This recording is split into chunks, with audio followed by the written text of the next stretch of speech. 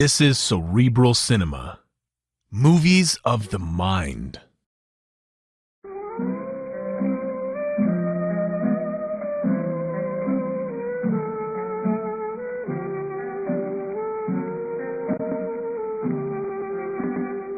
Barrie Craig speaking.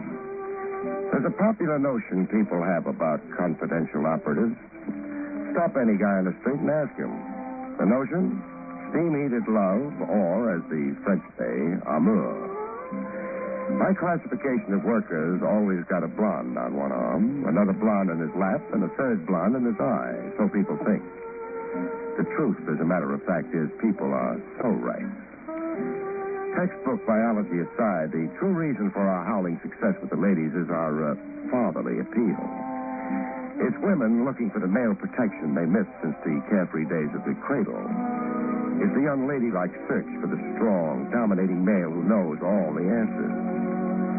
It's also the classic feminine urge to pin horns on the masculine cranium. I won my horns by parking overtime outside Grand Central Station. I'd gone in to see if the mayor was making good on his promise to keep the trains running on time. I came out to find a summons tied to my windshield wiper. A green ticket. The $15 variety. Ouch. In my car, I found something more had been added to liven up my humdrum existence. A Cupie doll.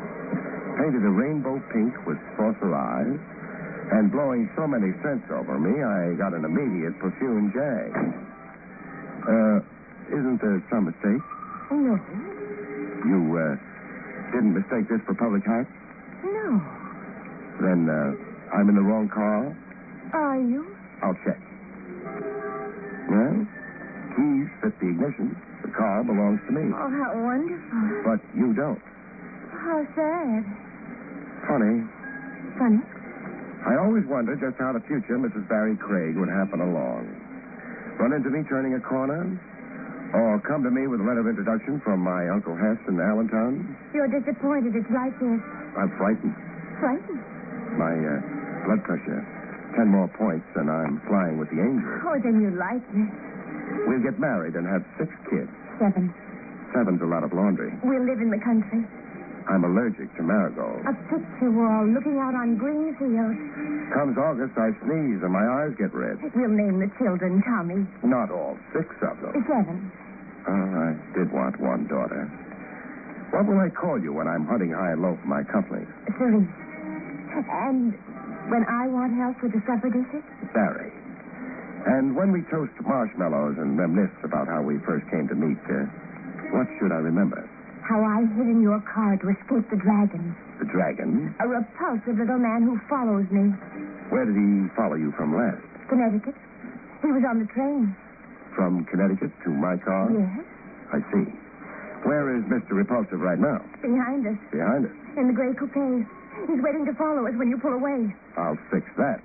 Oh, no. I'm Samson. I break heads like matchsticks. Please, no. No violence. Nothing to spoil the fun we're having. Oh, I feel so good. Oh, I haven't felt good for such a long time. So what do I do? Just take me away.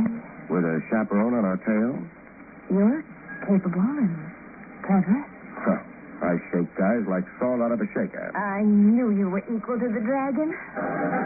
For every block he hangs out over 10, you can paint a zebra stripe on me.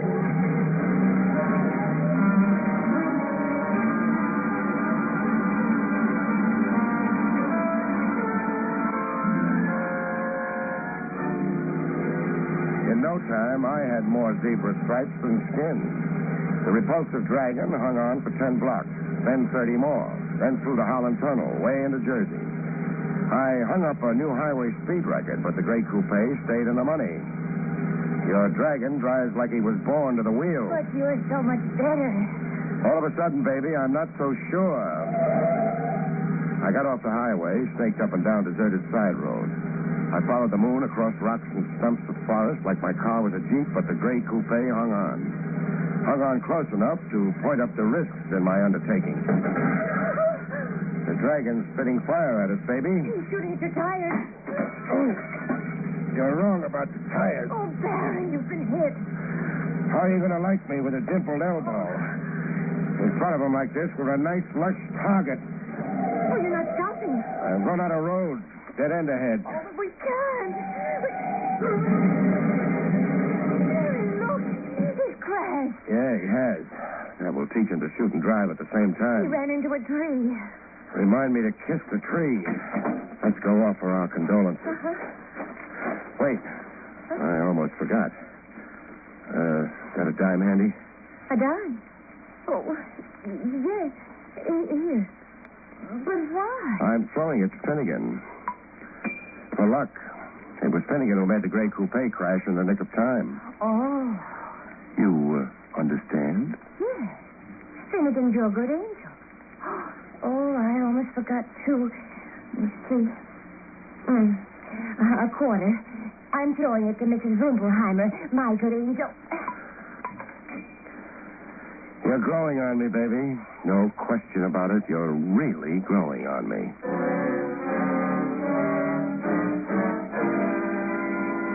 The gray coupe was telescoped like an accordion. Getting the unconscious dragon out of the wreck was like breaking into a sardine can with your fingernails. And now kept applauding the show. A vest pocket dragon, small hands and dainty feet, and the emaciated look of a guy who went hungry Mondays, Wednesdays, and Fridays. How badly hurt is he? He could be worse. He could be dead. Contusions. When he comes to, he's going to hate that word. Your elbow. Only a nick that can wait. Buster here is really emergency. I've got to get him to a hospital. But... If he keeps bleeding, the dragon will change to a zombie right in front of us.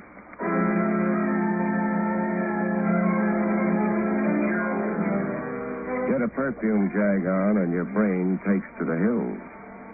It happens to a bachelor pushing 40. That weak moment when single bliss suddenly has the feeling of solitary confinement. Oh, you were wonderful rescuing me.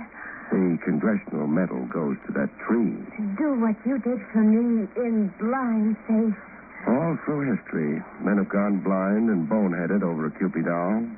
Mark Antony, for instance. Baby, you kiss like you took a graduate course. No man has ever risked himself for me before. The men in your past must have been 80 and over. I've never before had a champion. Tie a blue ribbon around my neck and, fit the dunce cap at a rakish angle. The dunce cap? Blind faith, you said. I could be promoting a horse laugh at myself. Oh, no. Then fill in a few reassuring facts. Facts? The delirious dragon I palmed off in a hospital, Reuben Clark, who is he? I'm not sure. Who do you think he is? I think a man in the hire of my guardian. And what's the problem with your union? I don't think I want to talk about it. It's too late for reluctance, baby. I've taken too big a bite of your life. He's mistreated me, hurt me, kept me prisoner, confined me to my room, always under watch. Why? He wants to marry me. There was money. Many valuable things left to both of us when my parents died. And guardian wants all of it through marriage to you? But why run? Why not stand up to him, get to a lawyer, go to the police? I can't. He's clever, my guardian. Devilishly clever and determined. You're in the land of the free. We pay judges to step on He worms. threatened to have me put away if I oppose him, if I keep refusing to marry him. What do you mean, put away? In a sanitarium. He's bribed people, old servants, even old friends to swear that I'm mentally irresponsible. Nice guy, your guardian. I don't want to fight him. Procrastination, baby. I just want to hide and rest. Not think today and tomorrow. Just not think.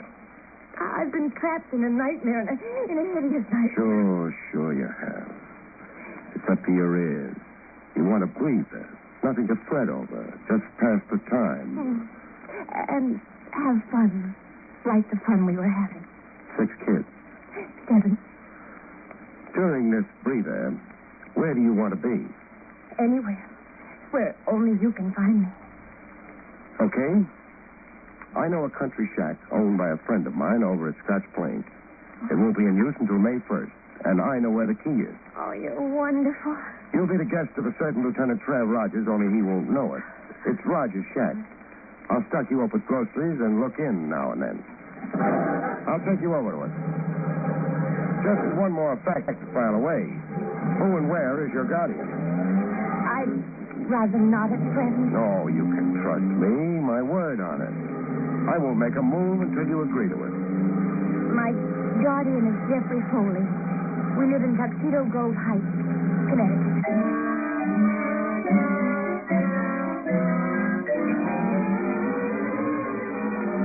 Back in my office, I got my first real indication that boy-girl woo-hoo sometimes echoes back ow-wow. An uninvited caller. Male, 30 about, a flashy dresser and a peppermint striped shirt, gray suede gloves, and a nickel-plated revolver. You Barrie Craig? No. What do you mean, no? This is Craig's office? Was.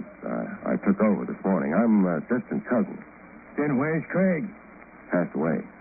Crooks? Yeah, all of a sudden at 2 a.m. this morning. What are you giving me? The obituary. Into your pocket and throw your wallet on the desk. I want to check. It so happens I'm carrying Craig's wallet to turn it over to the estate. Where's the dame? Dame? You're asking for something, Craig. Your arm will get stiff pointing that gun. I got a heat lamp home. Oh. You don't want to talk about the dame, huh? I've got a block against discussing women. I was a retarded adolescent. Want to talk about the track? The dame. Famous battles of history, then. The dame. You're a hard man to please. Get over to the window. A window? Open it. You can't throw guys out of windows. Why not? The sanitation code, littering the sidewalk. You'll be socked $5 in magistrate's court. Open the window, comedian. Now, close it. Close it. Just what did that accomplish? You're smart. Figure it out yourself. I just did. Who was I signaling? The big guy. It'll be up to talk to you. Later. Later. After I soften you up. So you can talk politely to the big guy. He don't like wisecracking comedians.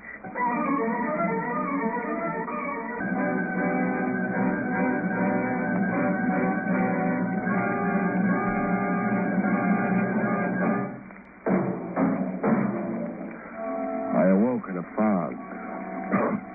A cigar fog. Where's the girl, Craig? I don't know.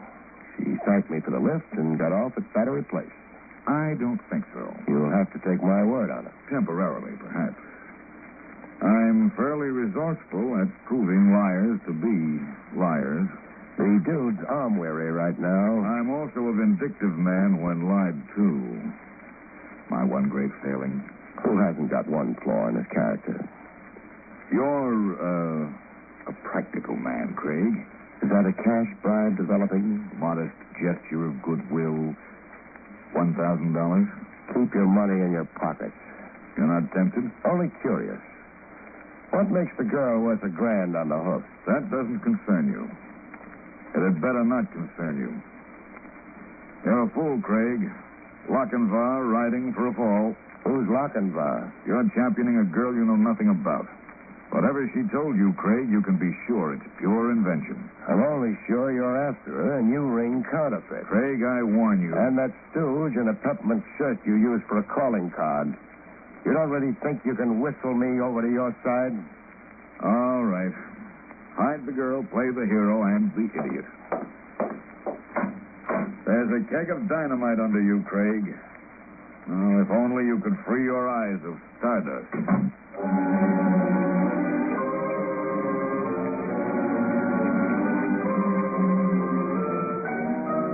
Later in the afternoon, I went calling on Love. Lochinvar's here, baby, with a sack full of groceries. Wax beans, salmon, fresh blueberries, vintage gear bagels, enough food to keep you hiding out for a month. I'll take your coat. Take my hat first, huh? The dunce cap. Dunce cap? I hate myself in it. Take it off me, baby. Barrie, what's happened? I tried to telephone that wicked old guardian of yours. You tried to. Jeffrey Foley of Tuxedo Grove Heights, Connecticut. There's no Tuxedo Grove Heights anywhere on the map of Connecticut. I lied. Tell me something I don't know. But only about the address. What's the real address? Cranberry Hills, Pennsylvania. Why'd you lie about the address? I wasn't sure I could trust you. Really trust you. Baby, come here. I've confided to people only to have them use me, extort money. Two guys dropped in on me today looking for you. They barely stopped short of murder. Barrie. I came out here by way of Planet X to shake them. You must be quite a prize to rate two homicidal retrievers like my morning callers. $1 million, Barrie. The estate my guardian is trying to steal. It's worth $1 million. $1 million? I knew that love, when it came, would be nothing trivial, but I never dreamed it would have a Dun & Bradstreet rating.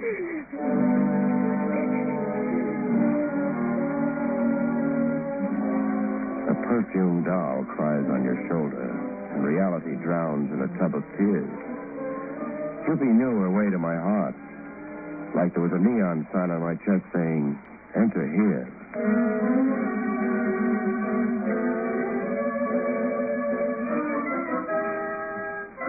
When love let go of my throat long enough, I took a half-hearted whack at confidential investigating. I did some more sneak checking on Cupie. The repulsive dragon, Reuben Clark, I wanted his version of events. Patient has shown extraordinary improvement, Mr. Craig. Is he conscious, Doc? Yes. I want to talk to him.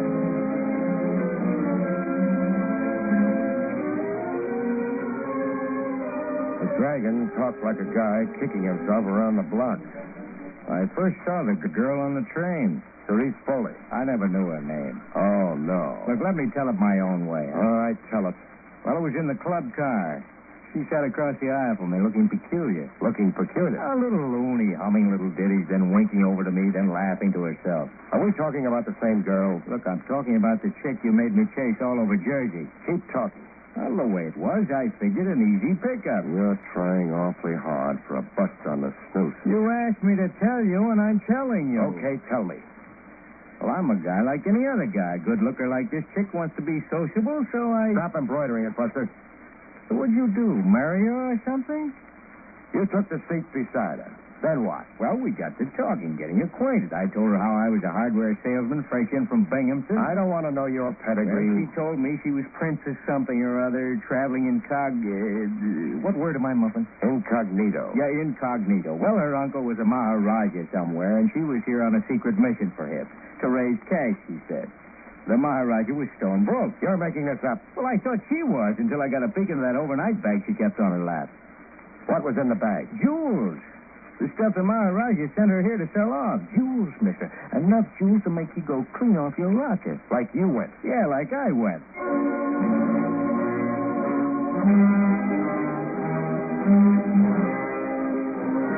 Cupie confirmed the fact of the jewels.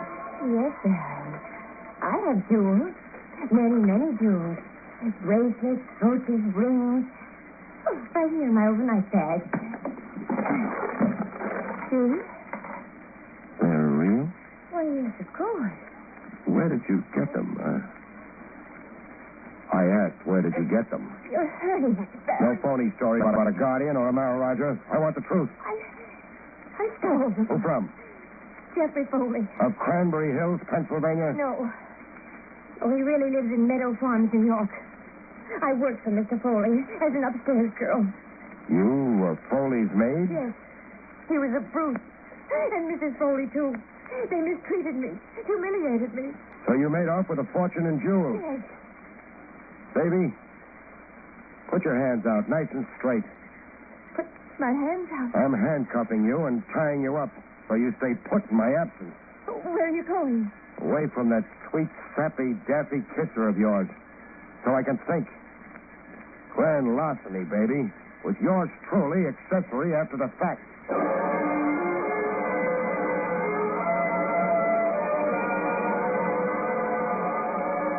I thought it over, stewed over it, and wound up telling it to Lieutenant Trav Rogers. So love finally came to Barrie Craig. If you have to rub it in. What brand of smokes do you want sent to the state pen? Give me an ounce. An ounce like? A deal quietly arranged. If Foley gets his jewels back, he doesn't prosecute.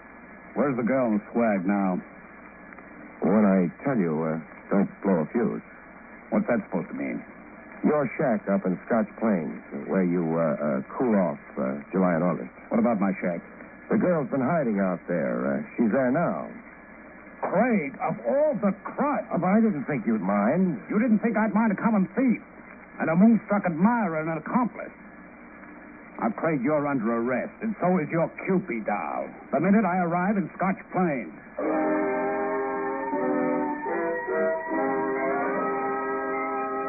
But it didn't end like that. As it turned out, after some nice police handling, I had a couple of new wallops, a couple of new surprises in store. The first surprise was handed me by a solemn-faced fellow wearing a white coat and a white beard, a doctor. I'd been brought to a place called Hopewell Rest, a sanitarium, by Trev Rogers. This is Dr. Kempner, a psychiatrist. Doctor, tell it to Craig. Yes. Mr. Craig, I'm acquainted with all the details of your curious experience with Miss Foley, the daughter of Mr. and Mrs. Jeffrey Foley. Daughter? Now, wait a minute, Doctor. Craig, hear the doctor out. Okay. The story of the jewels and her position as a maid were a pure fabrication, part of, shall I say, her newest hallucination. Newest hallucination? The young lady has been a mental patient under my care for some time. She hallucinates many, many things. The jewels belong to her father. She merely appropriated them in this latest escapade. Two guys who worked over me. Who were they? I'll answer that. They were private detectives hired by the father to recover the jewels and his daughter without publicity. They play rough for private detectives. Their promised fee was $25,000. The fee had them a little overeager. Cerise, she's here now, in this sanitarium? Yes. She is confined here. Can I see her?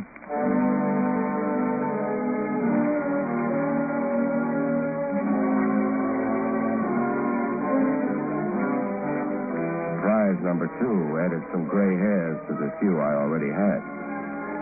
I watched the doctor walk Cupie doll toward me. Hello, baby. The doc tells me you'll do okay, and I'm rooting for you. Who is this man, Doctor? I watched her stare at me blankly, stare through me, then walk away. See, Mr. Craig.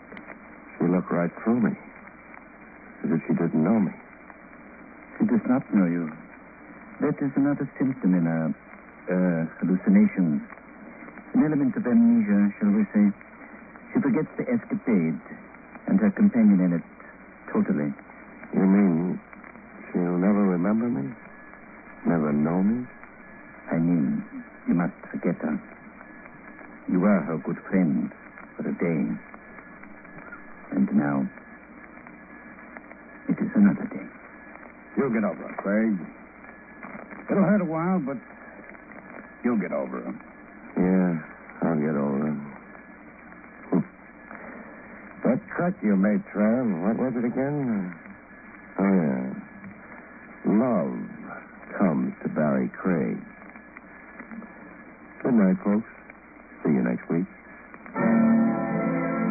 Cerebral Cinema hopes you have enjoyed this movie of the mind.